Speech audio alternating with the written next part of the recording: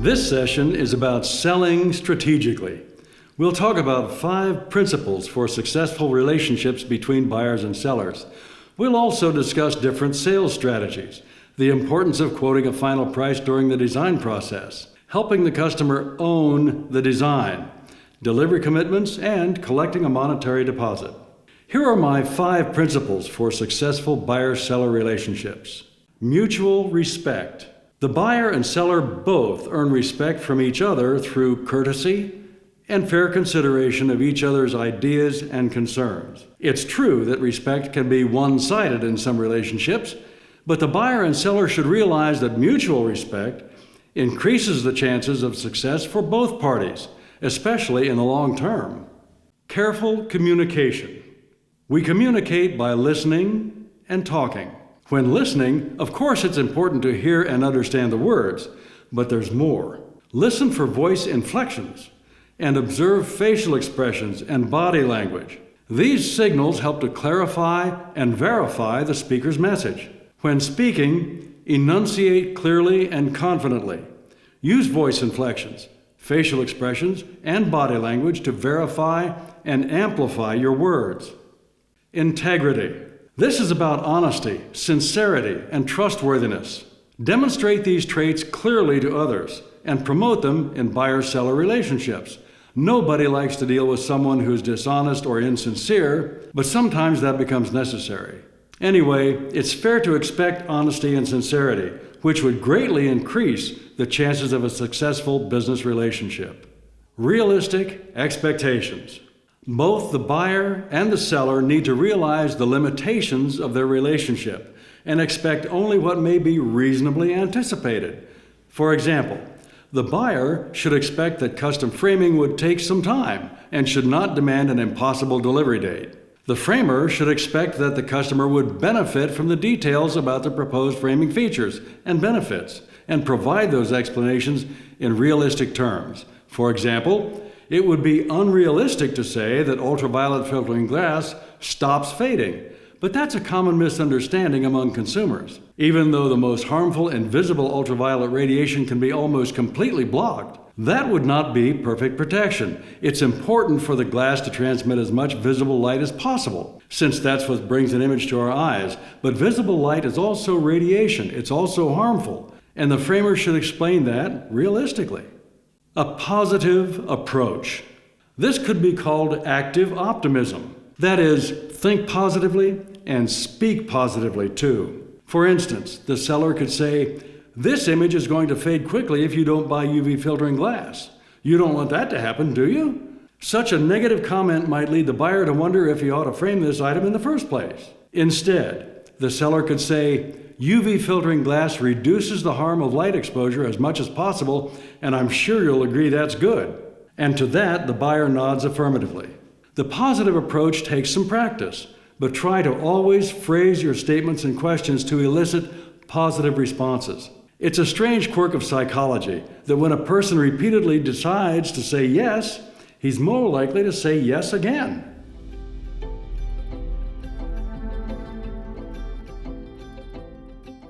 When a customer comes in with something to be framed, sales strategy is important.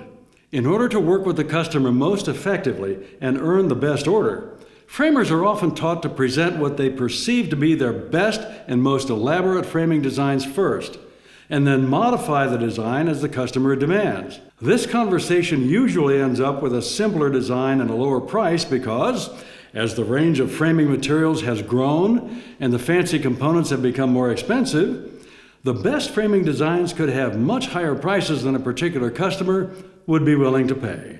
If you know the customer's preferences and feel confident that the design you suggest would be acceptable, then that's a good strategy. However, there's a real danger in starting high with an expensive design and working your way down to a design the customer perceives to be acceptable. That is, the first design's price might be so high that the customer becomes disinterested and walks out before any less expensive designs can be offered. In America, we call it sticker shock, and it's a big problem. In that case, you not only waste your time, but you also alienate a potential customer who might talk to others and perpetuate the myth that custom framing is expensive. Some customers might go ahead with the project on the assumption that the professional framer's design must be worth the price, even if the value of it isn't clear to them. Customers may be satisfied with that, but some of them never forget that the framing they bought was more elaborate and more expensive than they really wanted. Every time they look at it on the wall, they're reminded that in their perception they spent more than necessary. That's called buyer's remorse. Custom picture framing has a reputation for being expensive. It may be undeserved, but that often is the customer's perception, especially when framers want to design expensive framing first. So, when a customer puts an item on the table and says, "I want to have this framed, but I don't want to spend a lot," there's a good chance that this customer has already walked out of another shop because the price was too high. In my business, I meet these customers all the time. I used to follow the generally accepted strategy of starting high and working my way down to designs my customers perceived to be reasonably priced. But in recent years, more and more customers have walked out before the conversation could progress to that point. When customers walk out thinking the price is too high, even when it isn't, that's discouraging. So now I take the opposite strategy. When a customer says, "I don't want to spend a lot," or "show me your cheapest frame," we begin at the bottom and work our way up. Sometimes we actually do end up selling the cheapest framing, but not usually, because most customers don't really want cheap framing. What they really want is good framing, and they need to understand and appreciate the value of what they're buying. In my shop, the routine framing design process involves conversation about color and style, of course, and also about technical features. For example, even the most frugal customers are interested in knowing that UV filtering glass might double or triple the useful life of an art print for only 5% or 10% more money. That really is a good deal. So that's where we start working our way up. Knowing the value of UV filtering glass and not just the price, most customers want to buy it. And then I point to the framed examples on the walls, showing how a wider mat of the right color doesn't overpower the image, but actually draws more attention to the picture and makes it a more attractive focal point in the room. Again, it costs just a little more, and most customers think it's worth the extra price. The conversation continues with explanations about other features, such as multiple mats, V-grooves, ink lines, fillets, fabric-covered liners, or perhaps an upgraded frame molding. Customers consider each of these features one at a time, with full understanding of their value. As you might guess, most customers don't buy everything proposed, but they end up spending more than they planned, and gladly, because they understand the value of what they're buying. Every time they look at that frame display on the wall, they recall the value they purchased, even long after they've forgotten the price. And that's the opposite of buyer's remorse. Customers are often helpless in the framing design process and expect framers to suggest the colors, styles, components, and decorative features that they believe would be best for a particular framing project.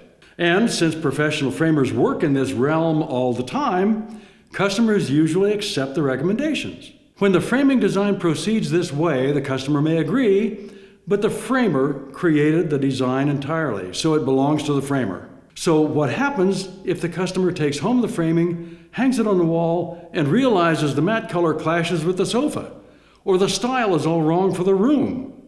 Whose problem is that? Rightfully, the one who owns the design owns the problem. The ideal design conversation is an open exchange of ideas and information. Customers should be encouraged to describe what they want in detail, but sometimes they don't know where to begin. So frame designers need to take the lead by showing samples and framed examples and explaining the features. The grand plan is to help customers make informed decisions about their framing projects. When a customer makes informed decisions and participates in creating the frame design, then the design belongs to the customer. When the customer owns the framing design, there's less chance of incorrect choices or buyer's remorse, and more chance that the customer will appreciate and enjoy the framing long into the future. And isn't that the best result? Customers are rightfully concerned about the price of their framing projects, so it is essential for framers to provide accurate prices during the design process. Knowing the total prices of optional designs helps customers make better informed buying decisions. Professional point-of-sale framing software keeps prices in a database and takes care of the calculations, which makes pricing more reliable and consistently accurate. Providing firm pricing during the framing design is a mark of professionalism, helping to assure customers that the pricing is fair and reasonable. Occasionally, it may be impossible to quote a firm price. For example, if the framer needs to do some research and purchase a special component for the project, it may be necessary to delay final pricing for a day or two. If so, the framer should explain the unusual need for delay, provide the final price as soon as possible, and make sure the customer approves before going ahead with the project. Just as accurate, consistent pricing is a mark of professionalism in framing, so is consistently reliable delivery. So, framers need to promise a firm delivery date when the framing order is placed and make sure the work is done on time. Usually, framing shops establish a standard production schedule, perhaps 1, 2, or 3 weeks, whatever period of time is necessary to order and receive all of the framing materials and complete the framing work. If it becomes necessary to miss a promised delivery date, perhaps because something arrives damaged and has to be reordered, the framer should immediately inform the customer about the delay and provide a revised delivery promise. If a framer doesn't complete the framing on time and doesn't keep the customer informed, that would be a failed commitment.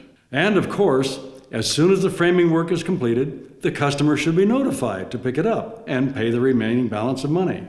Customers often appreciate early delivery because that exceeds the framer's commitment. Usually, it's a pleasant surprise.